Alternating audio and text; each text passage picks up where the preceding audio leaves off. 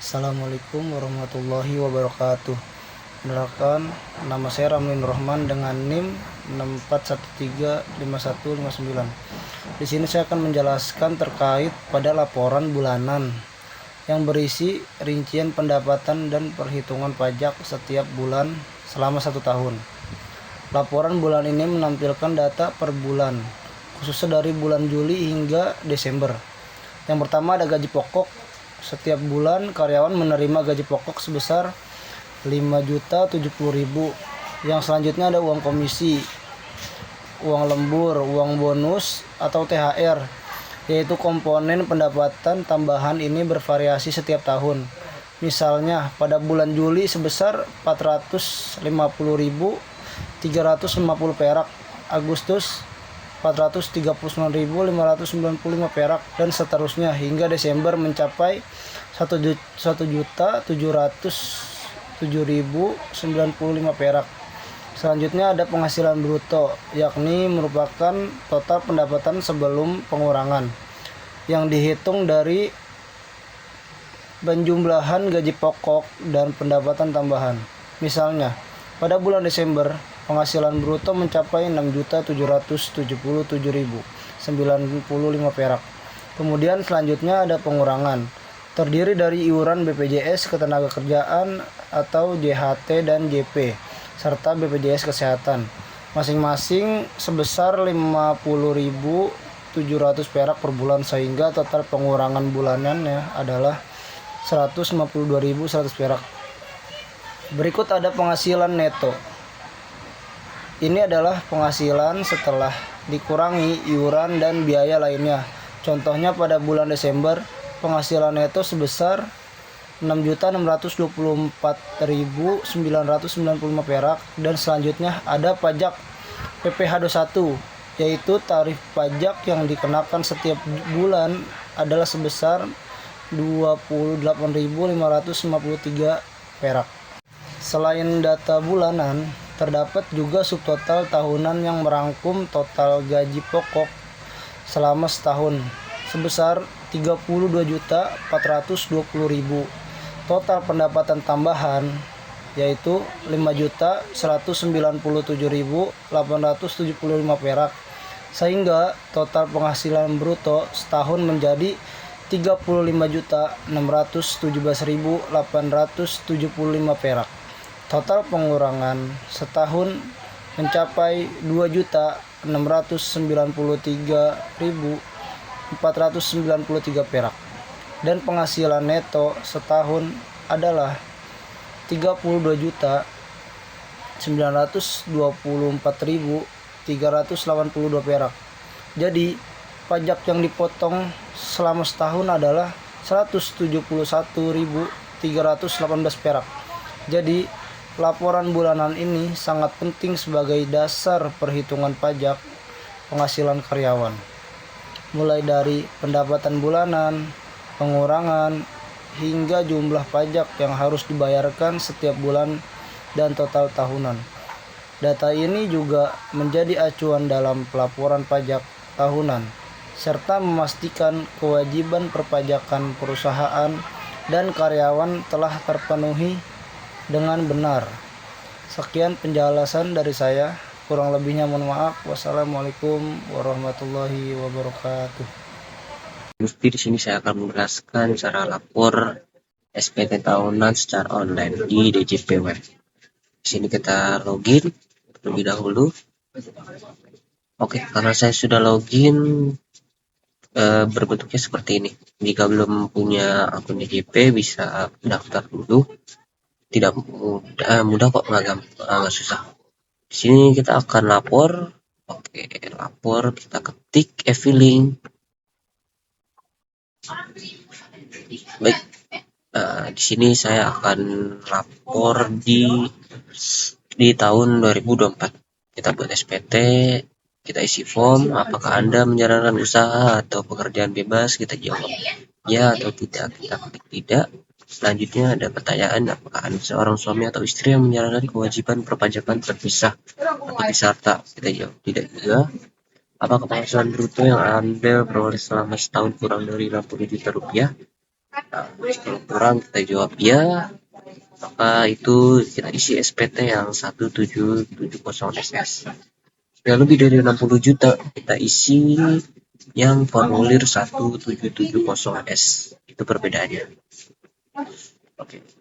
Ya, karena penghasilan kurang dari 60 juta, di sini kita data formulir mau tahun berapa.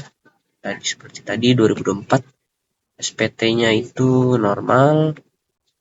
Oke, selanjutnya ini pembetulan, kita ada pembetulan yang sudah lapor.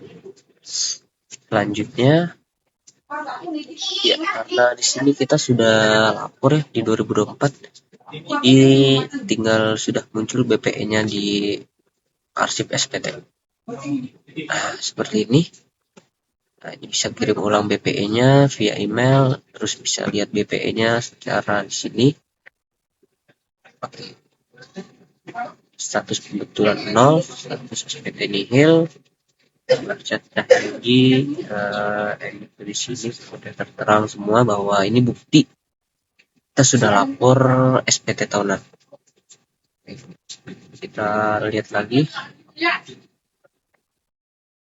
untuk cara ngisi SPT-nya. Ibaratkan ini kita buat SPT baru ya, tapi kita sudah laporan 2024. Oke, kita jawab apakah Anda akan menggunakan data tersebut untuk pengisian SPT. Kita jawab ya. Oke, di sini ada formulir itu, ada A, pajak penghasilan. Penghasilan bruto dalam negeri sehubungan dengan pekerjaan dan penghasilan neto dalam negeri. Kita masukkan nominal 35 yang dikalikan 12 itu jika pengurangnya sudah dihitung dari SPT tahunnya yang sudah dijelaskan di sebelumnya. Penghasilan tidak kena pajaknya berapa, yaitu bisa dipilih di sini. TK0, TK1 dan TK lainnya dan K1. Karena kita masih TK0, kita pakai yang TK0 54 juta. Oke, di sini kita kosongin semua, nihil. Oke, kita langsung berikutnya. Oke, di sini ada penghasilan yang dikenakan PPh final dan yang dikecualikan dari objek pajak. Dasar pengenaan pajak kita nolin semua. Baik, selanjutnya berikutnya itu RC daftar harga dan kewajiban jumlah keseluruhan harta pada akhir tahun pajak. Jika ada ya diisi, kalau nggak ada kita nolkan saja. Jumlah keseluruhan kewajiban utang pada akhir tahun pajak kita nolkan saja. Oke, berikutnya pernyataan ini jika jawab misalnya setuju, kita ketik setuju. Oke, lanjut kita selanjutnya.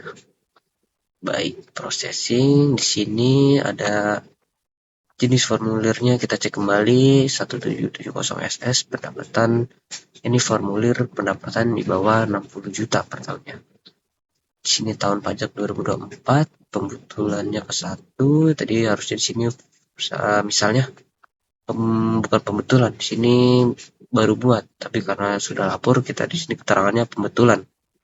100 SPT nihil, jumlahnya 0, catatan lengkap, catatan kita di sini lengkap. Ambil kode verifikasi di sini, lalu kirim SPT. Maka nanti akan muncul seperti tadi. Seperti ini, muncullah BPE yang tadi. Bukti penerimaan elektronik Anda. Cukup sekian presentasi dari saya. Terima kasih. Oke, di sini ada SPT bukti pemotongan pajak penghasilan pasal 21 bagi pegawai tetap.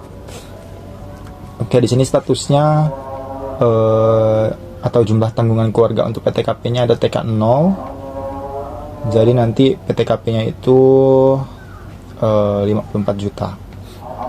Nah, fokus pertama kita ada di gaji data uang pensiunan berkala. Di sini ada 30.420.000.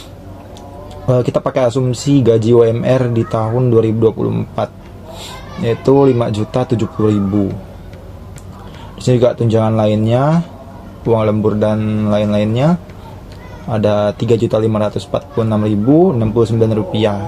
Ini per bulannya berbeda-beda tergantung dari kerajinannya juga. Di sini juga ada premi asuransi yang dibayarkan pemberi kerja seperti tunjangan tunjangan BPJS dan lain sebagainya. Nah, di sini juga ada biaya jabatan. Biaya jabatan ini kita ambil 5%. Biaya jabatannya 5% ya. 5% dari hasil penghasilan bruto. Ada juga iuran terkait pensiun dan hari tua, 912.600 rupiah. Jadi jumlah pengurangnya dari biaya jabatan dan iuran terkait pensiun itu di angka 2693.493 rupiah. Jadi total penghasilan netonya adalah untuk dipotong PPh pasal 21-nya 32.924.382 rupiah. Ini penghasilan neto masa pajak sebelumnya, kita nolin karena nggak ada. Nah, di sini jumlah penghasilan neto untuk perhitungan PPh pasal 21 setahun atau disetahunkannya adalah 32.924. Nah, di sini berarti kan sebetulnya dia nggak terkena pajak ya, karena PTKP-nya adalah 54 juta, jadi masih di bawah 54 juta lah. Jadi dia tidak terkena pajak. Tapi dalam setiap bulannya dia ada potongan PPh pasal 21. Nah, nanti itu bakalan dialihkan menjadi deposit atau sebagai lebih bayar pajak. Itu ada sekitar 171.320 rupiah.